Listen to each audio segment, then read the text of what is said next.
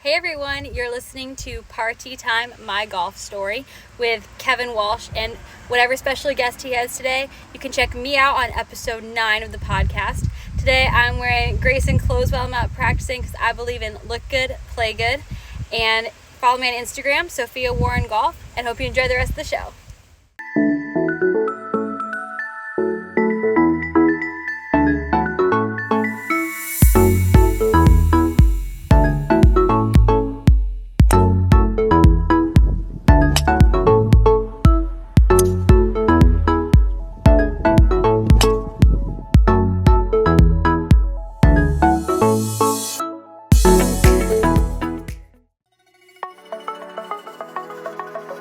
It's Party Time, My Golf Story, brought to you by Party Drinks.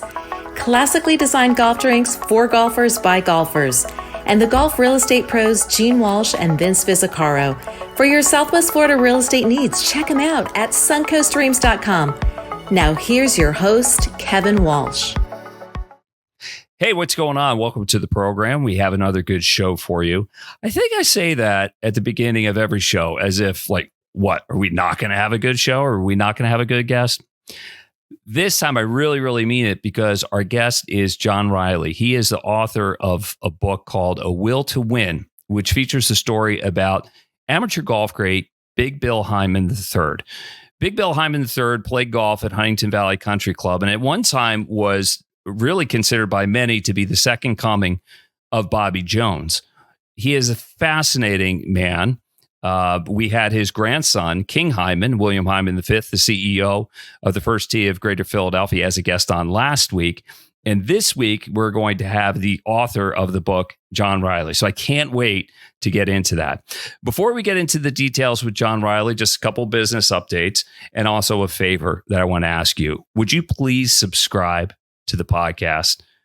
An update on the business of that. We now have 3,350 subscribers, and we have more than 126,000 views, primarily on YouTube, but also other listening platforms like Spotify, Apple, wherever you can get a podcast. So thank you for that. But please, if you've done it already, thank you very much for that. If you haven't done it yet, please do it because it goes a long way with the bean counters at all those different platforms because they watch and they want to know how things are going. Things are going great. Really appreciate that.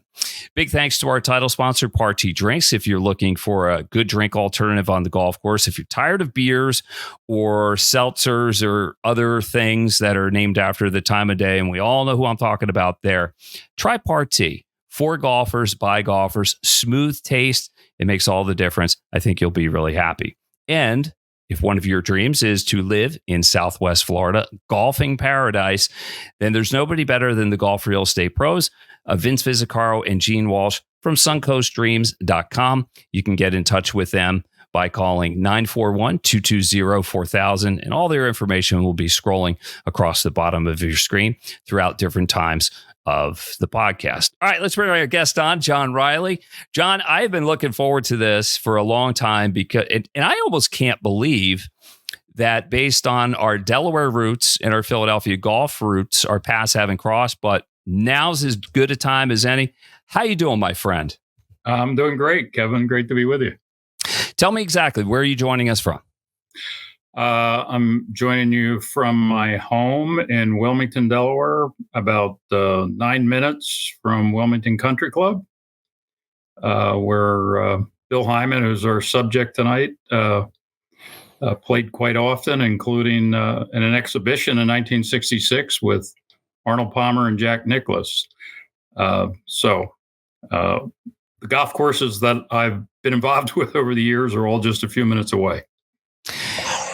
Philadelphia, and I think in a lot of ways, northern Delaware, the greater Wilmington area, is forgotten by some, but we're going to remind them of some of that history, Bill Hyman's role in it, Arnold Palmer's role in it, your role in it, largely as a caddy at Wilmington Country. I love talking to existing caddies or former caddies, but give me a feel for where exactly you grew up and what the old neighborhood was like. Well, I actually grew up on the east side of Wilmington, on Pine Street. I guess you'd consider it the other side of the tracks. And lived in a little 900 square foot house with my 8 brothers and sisters, mother and father and grandmother, with one bathroom on the first floor next to the dining room. Holy smokes. Back that up. I didn't know this part of it. What was that like? It was pretty crazy. Almost all the time it was pretty crazy. But what did we know, right? I mean, to us, it was normal. It was what it was back at the time. Where does your golf journey begin? We'll get into the book in a little bit. I want to get into the caddying. But when did golf, for all its intents and purposes, start for you, and where? Well, my father was a pretty good amateur golfer. He actually he also grew up in Wilmington, not far from the old Wilmington Country Club, which was the first club and course in Delaware. And he started caddying there as a boy, and he played on the golf team with Porky Oliver. So my father was always into golf, and from the time I can remember, we were going to some golf course. The course nearest to our home was a little over a 1.5 mile walk. Today, you'd have to cross Wilmington and then cross I-95, which was not there at the time. And that course was Rock Manor. And it was a great little center of the best golf in Delaware. A lot of great old players who all came up with Oliver, and they worshipped him and talked about him all the time and told Porky stories. Who they called him Snowball. That was his nickname as a boy. They never called him Porky. And I kind of grew up in the middle of that. I played I carried clubs. Of course, the caddy fee was $2.75. Usually, if you were okay, they gave you $3. And gosh, I guess I played my first round of golf when I was 11 on Caddy Day at Rock Manor. And what was that like? Were you instantly hooked, or did it take some time for it to grow on you? At the time, I loved baseball. In fact, I actually played on a state championship baseball team in the Little League, and we lost our last game before it would have taken us to Williamsport. We lost against Virginia. I think we'd beaten West Virginia the game before, lost to Virginia. And had we won that game, we would have gone to Williamsport for the national championship. And I just love baseball. But all of a sudden, I started to realize about the 8th grade that I was way outclassed. My brother, who just was so passionate about golf, it's all he thought about. He was over 1.5 years older than me. And I just started following along with him, plus with caddying. The next thing I know, I got hooked on golf. Tell me about the caddying. I think in a lot of ways, I became a man faster than most other kids my age. I started caddying at Huntington Valley when I was 12 years old. My contemporaries were my age. They were teenagers, but they were grown men. And sometimes being young adolescents around grown men that are not your father or your father's friends, they're not as protective of you with the language and their behavior. So I saw such things as alcohol, drugs, heard foul language. And to me, it was interesting. I'm thankful for the time, even though it worried me at the time. I wasn't so worried that I wouldn't show up. What was your experience like? It's kind of like welcome to the Army barracks, really. My first caddying experience at Rock Manor was, wow. There were a couple of characters from the inner city, and one of them, believe it or not, his name was John Reilly, spelt the same way. And he let me know when I first got there. He was like 17 and I was 11. He was the boss and he ran things. He actually caddied for a guy who with his partner, beat Heineman in the Anderson Cup one year. Heineman and Bucky when they were defending champions. So he was multi-time state champion in Delaware. And Big John caddied for him. He was a big guy. And he kind of took me under his wing from the start. And he said, I will be John R. from the city. You will be John R. from the suburbs. Well, the suburbs was I lived 12 feet outside of the city, basically in a car lot below Market Street. So that was how I kicked it off. And then I went from there to Wilmington Country Club, which was another cultural experience, to say the least. I was 14. The South Course just opened that year. On the one hand, you had a membership that half of whom were DuPonts or related to the DuPonts. And then in the Caddy Shack, we were divided between about 100 Italians from Little Italy and about 20 refugees named Reilly and Murphy, every last one of us. I think I had four brothers and 12 first cousins that were caddies at Wilmington Country Club, and my uncle.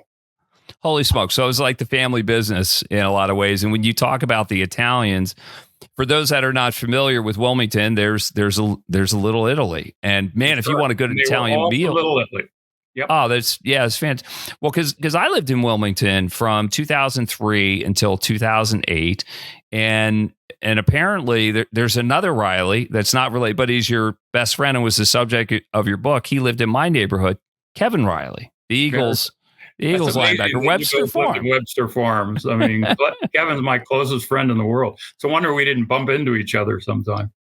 Did you enjoy the caddy experience, or did you just do it because it was work? Or because for me, I thought like I was sort of getting paid to play. I always found it fun, and I like being outdoors and being around people. What was your experience like? It was definitely different for my brothers and I. We were, we had a hard time making ends meet as a family. And we had to bring home something. And at Wilmington, I think when I was 14, I was probably already carrying 2 bags. It was hard work for me. I didn't weigh 100 pounds, skinny as a rail. And it was tough, but over time, you started to meet certain members. Some folks were kind and kind of mentored you. And overall, I wouldn't trade the experience for anything. But honestly, in those early years, it was just hard work, and it was hard to go home if you sat around for 6-7 hours and you didn't get a caddy job. You knew by about 1:00 you weren't going out, and my brother and I would typically hitchhike back down the Kennett Pike and walk the rest of the way home. So wow. It was disappointing. Oh, I've been there. Yeah, you sit around. There's no work, and then there's what are you going to do? But you had the pressure of like having to provide for your family. Sorry, there was a call coming in. I got to mute that. How much can you get into that? Like, how much did you share of your caddy proceeds with mom and dad? We handed over whatever we made. I think my brother was a little more clever at squirreling it away than I was. But if I carried 2 bags and made $10, I handed over the $10 when I got home. My father, certainly my mother would always give me back $1 or $2. Mm-hmm. My father, maybe. So he might not. That was the drill. It was just all of us worked. We worked from the time we were little kids. We had paper routes. My sisters worked at the local cleaners. We took every odd job that there was to take. We shined shoes for the salesman up in the car lots. It made no difference. You just did it to try to come home with $1. Our guest is John Reilly. He is the author of A Will to Win. He has written 4 different books. He's worked for 4 Delaware governors. He is a golf historian in the Philadelphia and also the Delaware area. John, when did you start getting good at golf to where you're like, there might be a future for me competitively? Well, I think I got the golf bug by the time I was probably 13. My first tournament was a pretty big disappointment. It was the Delaware State Championship, and they had like 7 or 8 flights. I was the high qualifier with 137, I think I shot. I actually played my cousin, a fellow caddy who was a year older, in the first match, and I lost to my cousin 10-8. That was my first golf experience. I think I cried afterwards, and but I have to tell you that it kind of motivated me. It was kind of like, well, I'm never going to let that happen again. And I kind of climbed the ladder over the next couple of years. And by the time I was 14, I was shooting around 80. I made the high school golf team. And then all of a sudden at age 16, I played in the state championship, and in the qualifying, I finished 15th in the state. I mean, I beat every member of the University of Delaware golf team. And I started to think, wow, I can do this. Later that summer, I qualified for the International JC Championship, going up against the likes of Hale Irwin and Jerry Hurd. And, so I was not very competitive, but it was a hell of an experience. And then you went to University of Delaware. Did you have other options, or was that your best shot? Well, that was kind of it. I actually received letters from Ohio State and West Point. And there used to be a show on TV in those days about West Point. And I watched that enough to say, I don't think I want to go to West Point. I don't even think I want to go in the Army. And of course, that would end up happening regardless, because I forgot about the draft. And anyway, I didn't even know what to do with it when I got those letters. I had no idea. But I was pretty well, it was expected I was going to go to work after high school. And I didn't even think about college. And then one day, a priest at Salesianum, Father Kenny, it was probably about 2 weeks before graduation, stopped me in the hallway and he said, "What are you doing about college?" And I said, "Oh, Father, I can't go to college." He said, "You're going to college." And he took me down to his office. He had me fill out loan forms for a national defense loan, which they had at the time, the federal government. So I ended up applying for a loan. I no sooner sent the paperwork into the University of Delaware, and the state championship rolled around just a couple days before school ended. And I finished second in the qualifying for the state championship, once again, beating everybody on the University of Delaware golf team. And it was big headlines in the paper. And I mean, it was an exciting experience for me. And the next thing I know, the golf coach at the university comes up to me and says, "I want you to play for me." And, as they said in Casablanca, Humphrey Bogart, this will be the beginning of a great relationship. And Scotty became really like a father to me over 4 years of college, and I enjoyed my college experience. I was a pretty good match play player. I won 40 of the 50 matches I played in college, and that was playing first man most of the time. So I played most of the best players in the Middle Atlantic. But it wasn't all that hot after that. But it was a lot of fun while it lasted, and it was from there into the Army. And in the Army, I did win the Fort Knox Open, so that was a lot of fun. Oh, that's cool. That's cool. Did golf in the military carried some currency, because if you were good, I know some commanding officers of bases would maybe let you play a little, because I know a couple of guys. Well, Bucky Hyman, he won the Armed Forces Championship. He won the second Army Championship. Yeah, and not only that, the day that Bill led all qualifiers for the U.S. Amateur that was played at Southern Hills. Trying to remember the year, but anyway, the day that he led the qualifier in Philadelphia, Bucky took a pass from the Army and led the qualifier in Baltimore. I don't think too many people know that. It's pretty amazing. A father and son led the U.S. Amateur qualifier in different cities on the East Coast. That's cool. And just for the benefit of people that don't know intricately what we're talking about, Big Bill, who we're going to get into, he was William Hyman III. Bucky Hyman was William Hyman IV. And our guest last week was William Hyman V. All right. So a lot of Williams. That was really complicated when I went to write this book. Let me tell you, everybody was Bill. Keep it track of it. Well, now right. King is Bill, like professionally, people know him as that. But those of us of a certain age, if you're 55 on down, he's King to us, and people will know what you're talking about. You mentioned a couple golf names around the Wilmington area, and I want to marry. You brought up Arnold Palmer and his relationship in Wilmington. It really is based with his relationship with Howdy Giles. Who is Howdy Giles, and what did he mean to Arnold Palmer?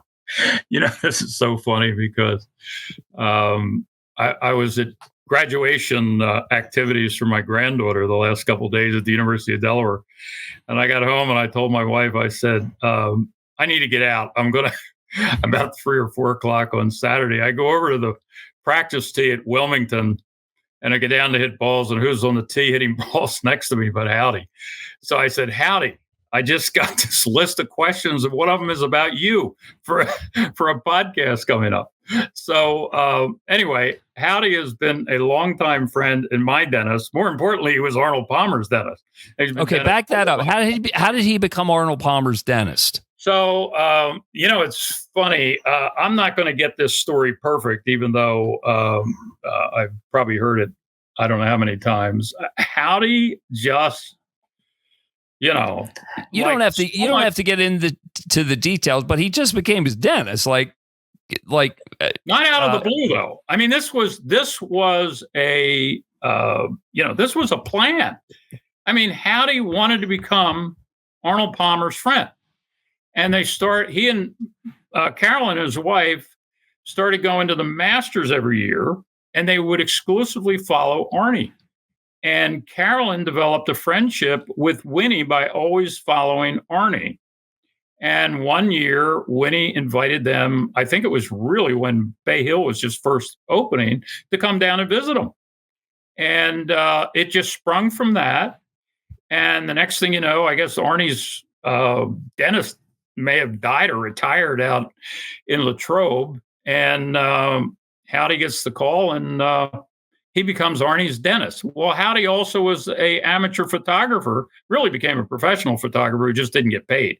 And he took like 250,000 photographs of Arnold Palmer during his life. And some of my best stories involve Arnie and his photographs and being in the dentist office. I've sat in a little tiny office, knee to knee with Arnold, interviewing him in Howdy's office. His office is much bigger than your desk. So what's the bar that Howdy owns? Stanley's. Right across. That's another funny story about Howdy too and Arnie, but because anyway. all of the Arnold pictures are in there. Like I've gone in there for wings and beer, and there are all these Arnold pictures, and then somebody explained the relationship between Howdy and Arnold Palmer. One day I was interviewing Arnie for an upcoming event that we had. I forget what pro we were having come in that year, but I was interviewing Arnie, and Howdy kept sticking his head in the office and saying, Arnie, we're going over to Pine Valley for lunch. And Arnie was just moaning and groaning. He says, Howdy, I don't want to go to Pine Valley. It's too far. I want to go to Stanley's. Let's go over and get a cheesesteak. No, Howdy had the whole club lined up to meet Arnold Palmer. So he was sweating bullets as Arnie was thinking about pulling out from going to Stanley's. But I actually have a photograph with Arnie outside of Stanley. That's funny. Turning down an opportunity to play Pine Valley for a cheesesteak at Stanley's. Who knew? Hey, when you need a cheesesteak, you just got whatever it takes. You got to. Plus, I think Arnold could go play Pine Valley whenever he wants. Although I've never turned down an invitation for Pine Valley. When you get it, I see. For everybody else, if you get the invitation, take it. It may not come again. Hey, let's get into the book, A Will to Win, Big Bill Hyman. How did you decide? How did it come about? What's the genesis behind it? So I had written a book about Porky Oliver, and I was invited by the folks that Tina Greger and the folks that are involved with Platt scholarship, the Caddy Scholarship, to come up and J. do Wood an Platt event, Scholarship. For the Platt Caddy Scholarship at Huntington Valley. And another guy who was real interested in the book by the name of Buddy Aiken, who's also been helpful on the Hyman book. So anyway, they wanted to do an event, and they wanted to do it at Huntington Valley. So off to Huntington Valley I went to do a talk about Oliver and the book, and to sign books. And anyway, up comes to me after the book event a fellow I didn't recognize, but he reintroduced himself to me. And here he played on the golf team with me 50 years ago, Bill Weimer, who you may remember as Wig from Huntington Valley. Yep. And so we got reacquainted. A couple days later, he called me and he said, "Hey, what would you think about doing a book on Bill Hyman's life?" And I said, ironically, I played a round of golf with Bill Hyman in 1975, and it was absolutely memorable. I haven't forgotten anything about it. Tell me about that, because it was not expected. He kind of crashed your solo practice round. I ran at the time. I was working for Xerox. I was a salesman. I had run out after work. It always seemed to be impossible to get out, especially if you were trying to get to a golf course. And I get out there. I think it was about 5:00. I was hoping to get a full practice round in on the South course. I mean, obviously I was very familiar with the course because I caddied on it as a boy, but I wouldn't become a member for another 15 years. So it wasn't like I played it all the time. I was teeing the ball up. There were a number of people around, and all of a sudden a voice came from behind and said, "Hey, son, can I join you?" And I turned around, and I mean, I knew what it was immediately. I mean, who didn't know Bill Hyman, from this area back in those days? And I said, "Sure, Mr. Hyman."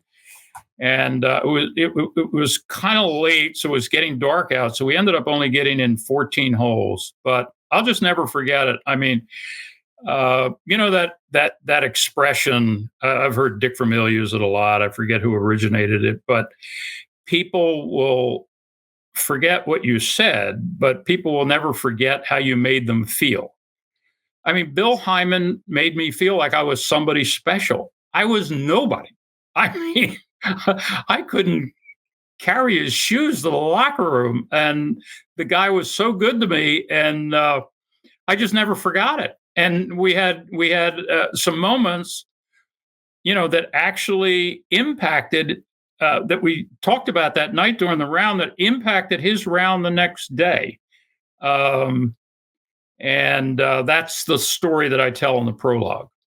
Well, and the fact that he called you son, he called everybody son. He called me son, and I talked with King about that last week, and he said it was just a term of endearment. And King's father, Bucky, called everybody pal. But Mr. Hyman that's what I called him. I never called him Big Bill. I called him Mr. Hyman. And he's like, "Hey, Kevin, how you doing, son? How's your game, son?" It didn't matter how old you were. You were son to him. He was older than most. He was taller than most. So he just had sort of that authority. And it was, he made you feel warm.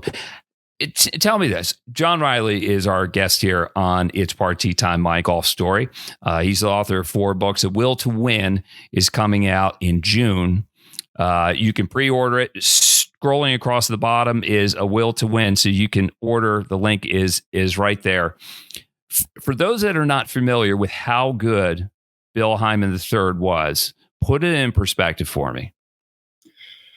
Well, I guess one of the first things that occurs to me, and I found a little shocking, because in the time that I grew up, certainly I knew Bill Hyman. My father used to say it all the time. He'd say, "Bill Hyman is the greatest golfer in Philadelphia, pro or amateur, period," all the time. And so I knew who he was, but I didn't know on a grand scale how great Bill Hyman was. And I start researching the book, and at the 1958 World Amateur Team Championship, his teammates are Charlie Coe, and Billy Joe Patton. Well, Charlie Coe and Billy Joe Patton, they weren't just maybe the two best amateurs in the world at that time. They were two of the best golfers in the world at that time. Those two guys both finished second in the Masters. And on the last day, in just terrible weather, wind, cold at St. Andrews, with the World Team Championship on the line, Bill Heinemann beat those two by 6 and 7 strokes, respectively, during that round. Two just superior players that could play with anybody in the world. And that's how great he was on that particular day. So he could do a lot. And he ended up in that championship with all the players from around the world tying for first with Bruce Devlin, who, by the way, at that time was a plumber's assistant from Australia, 21 years old. And Bill was by far the oldest guy almost all the time in every event. I mean, he was already 42 at that World Cup. But that's just the beginning. Obviously, there's kind of like the data. I mean, he played on 5 Walker Cup teams. He played in 9 Masters, invited to 11, qualified for 9 U.S. Opens. But his rankings were incredible. Bill Hyman and Jay Siegel are the 2 most ranked amateurs in the history of the rankings of Golf Digest. They were ranked in the top 10. Hyman counting senior and both in his senior career and his regular playing career as an amateur.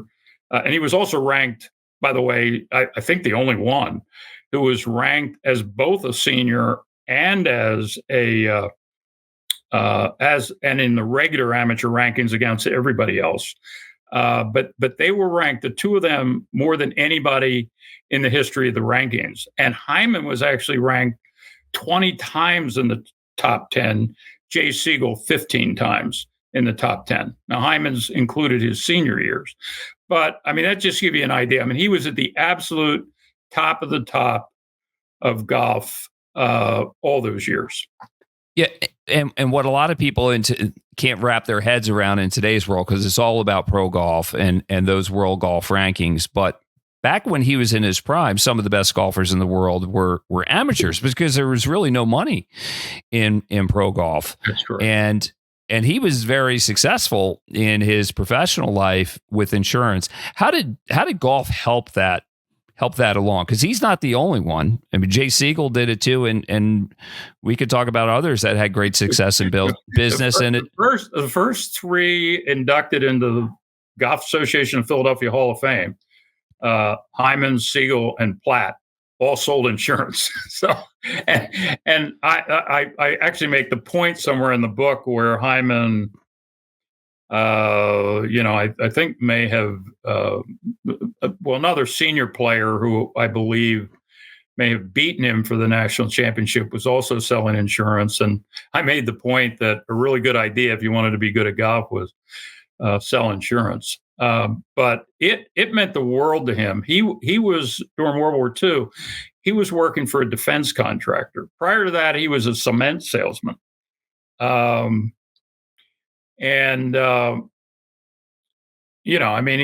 was like a regular working guy.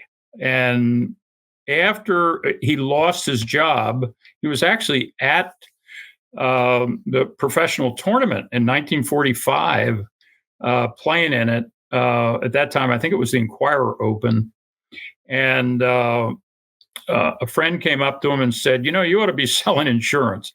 And he ended up, if you remember the name Mel Dickinson, one time Mel, I think, was president of Pine Valley. He had an insurance agency, and Bill went to see him. They hired him right away, and he started playing golf with clients, and he found out he had time. He had time to play golf when he was selling insurance, but also better hours than he had. He also ended up being able to begin to play national golf Here he is in his mid to late 30s, and he began to play national golf because he could get away now. He didn't work at the 8 to 5, 9 to 5 job. So in that sense, it was, probably the best thing that could have ever happened to his golf career. On the other hand, it was great for the business because he was Billy Hyman. Jackie Burke was in town one time in Philadelphia being interviewed, and he started talking about Billy Hyman. And he said, it's hard to make money on the golf tour. Not many guys make money on the golf tour. He said, take your own Billy Hyman. Look what a great, life. Look what a great career he has. And he gets to play golf. And people, when they decide they want to order insurance, they want to order insurance from Billy Hyman. And this was Jackie Burke telling the story as to why Billy Hyman had it better than him on the golf tour. He sure did. I'll never forget an interview that I saw with Jay Siegel one time where the reporter was a little bit naive and just said, do you ever miss the opportunity? Why didn't you go to the PGA Tour? Because you could have made all this money. And Jay kind of said, well, I'm not sure that I would have made more money playing golf than I did selling insurance. She didn't know what the rest of us knew was a lot of deals were done on the golf course, or that was the strengthening of a social relationship, which led to the deal down the road. Yeah, no, definitely. And Bill had he developed some phenomenal relationships. I mean, clients were Steve Wynn in the casinos from Las Vegas. Robert Irsay, the owner of the Baltimore Colts, Leonard Toews from the Philadelphia Eagles and his trucking company. I mean, he had some great clients. He had a great business. And of course, it opened all sorts of doors for him. He ended up with memberships at, fantastic golf clubs. He was a member of Squires in Philadelphia. He was a member at Shadow Creek in Las Vegas. He was a member at Adios down in Florida. I mean, people wanted to play golf with Bill Hyman, and he was a lot of fun. Obviously he liked to play for a little bit of money when he went out. He was full of game all the time. He liked the action. We're going to get into that and when it maybe got him in a little bit of trouble. But you mentioned the wins. I do remember, I got a story for you. So King and I, like when Big Bill and Bucky were working on that deal with the Winds to build the Mirage and ultimately Shadow Creek in Las Vegas, was it Ken or Steve? Because they're identical twins. I'd confuse them. It was Steve. Okay, well, let's just say it was Steve. He was the one that, I was most familiar with. Yeah. Well, when the deal was done, I think they were so appreciative of what the Hymans did for them. They offered to bring King and I and some of our friends who they knew were competitive college golfers out to Las Vegas for a summer, put us up as bellhops at the Mirage, which was the top casino in Vegas at the time. And we were going to have full run of Shadow Creek for practicing.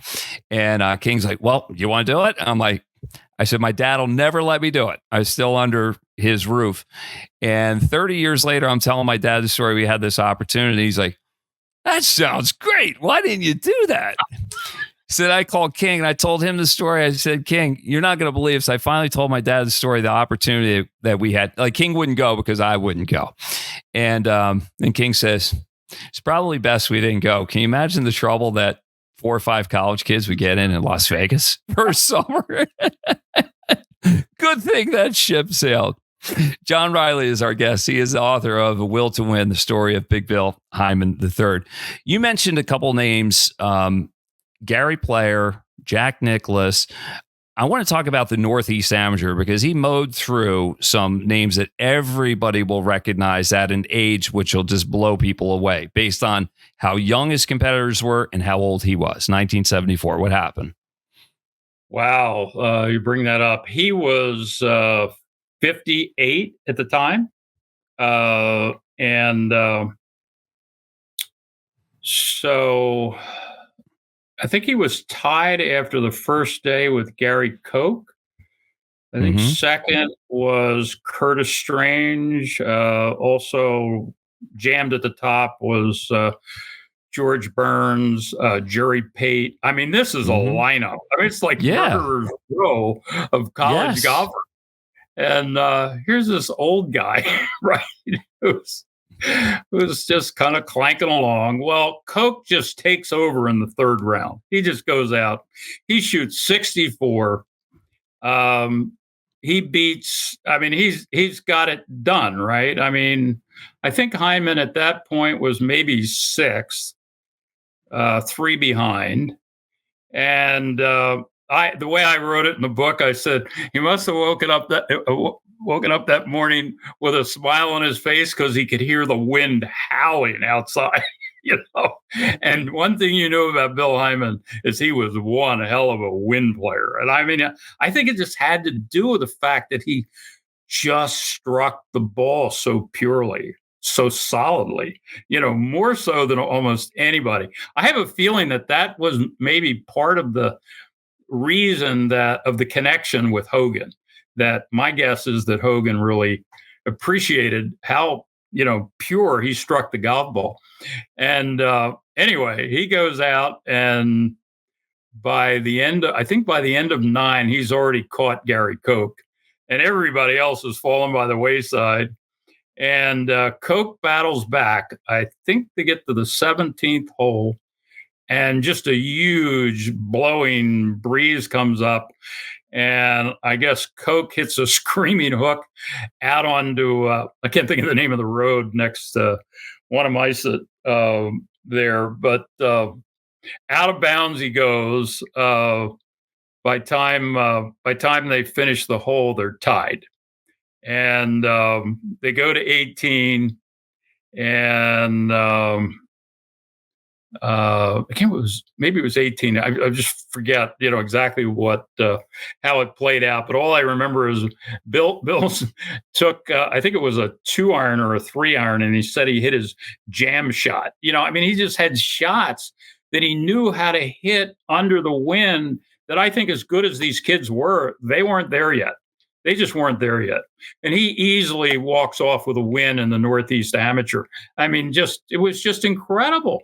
I mean, the Golf Digest ranked him as the 4th ranked amateur in the country that year, 58 years old. The next oldest guy, I think, was Vinnie Giles, was 32 years younger than he was. It's incredible. He's a late bloomer. And that wasn't the only one. Then Lanny Watkins was having an incredible run until he met Big Bill Hyman in the North-South Amateur. What happened there? And what was Lanny's hot streak leading up to it? Well, Lanny, Bill, I think Bill went up against Lanny head-to-head, 2 Walker Cups, probably as much as anybody. I'm going to say 67, Watkins was going into his freshman year at Wake Forest, and they were tied after the first round of the Sonny Hanna. And I think by the 4th round, I think Bill was sitting down the list 3 or 4 behind in maybe 6th or 7th place. He shoots 66 the last day. I mean, he blew past Watkins and everybody, and he ties Gary Cowan, who's national amateur champion that year at Marion, and he knocks off Cowan on the first playoff hole. I interviewed Cowan for the book. He was great. But anyway, he met Watkins 3 years in a row in the North-South. Now, he only won the one, but the time he won, that was the year that Watkins won the Southern Amateur, the U.S. Amateur, the Western Amateur. I mean, I think he was by far the best amateur in the country. And he meets Bill at the North and South, and Bill bumps him off 4 and 3. And I interviewed Lanny. Lanny was a great interview. I mean, he said, "Oh, what a surprise! How much profanity was in that interview?" It was. Did you have to clean it up? I said, "Well, we were on the phone for 45 minutes, so there must have been 45 beauties that he dropped."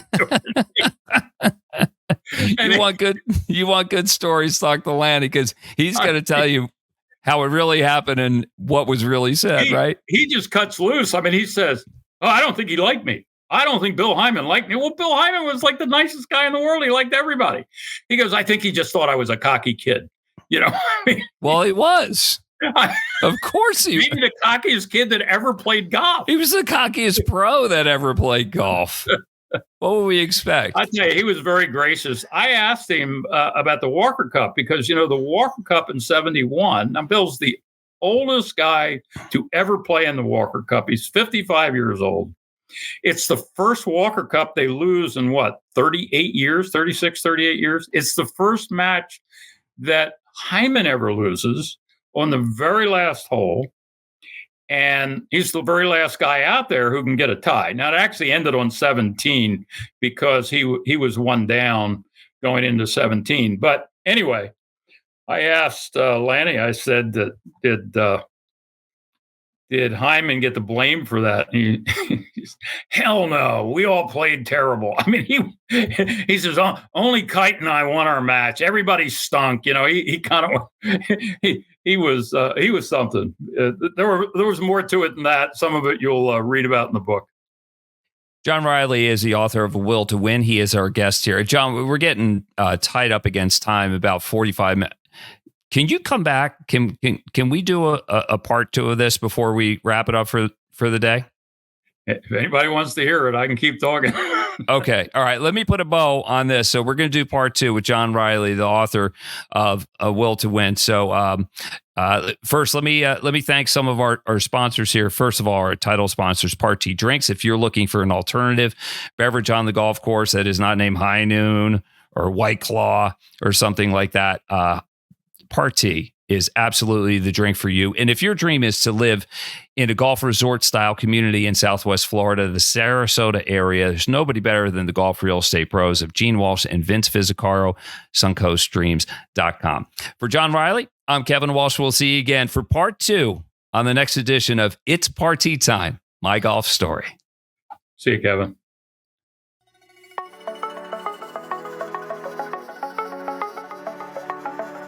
You've been listening to It's Party Time, My Golf Story, brought to you by Party Drinks. Classically designed golf drinks for golfers by golfers, and the golf real estate pros Gene Walsh and Vince Fizzicaro. For your Southwest Florida real estate needs, check them out at suncoastdreams.com or call 941-220-4000.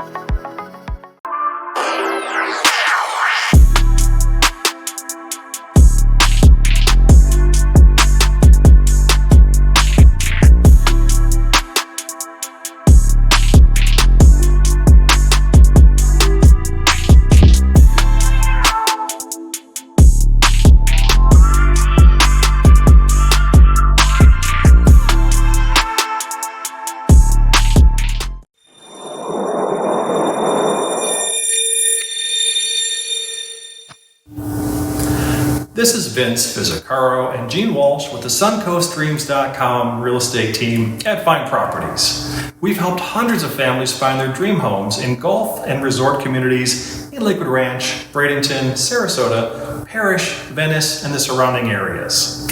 Let us be your guides to finding your dream home here as well. Learn more at suncoastdreams.com or call us at 941-220-4000.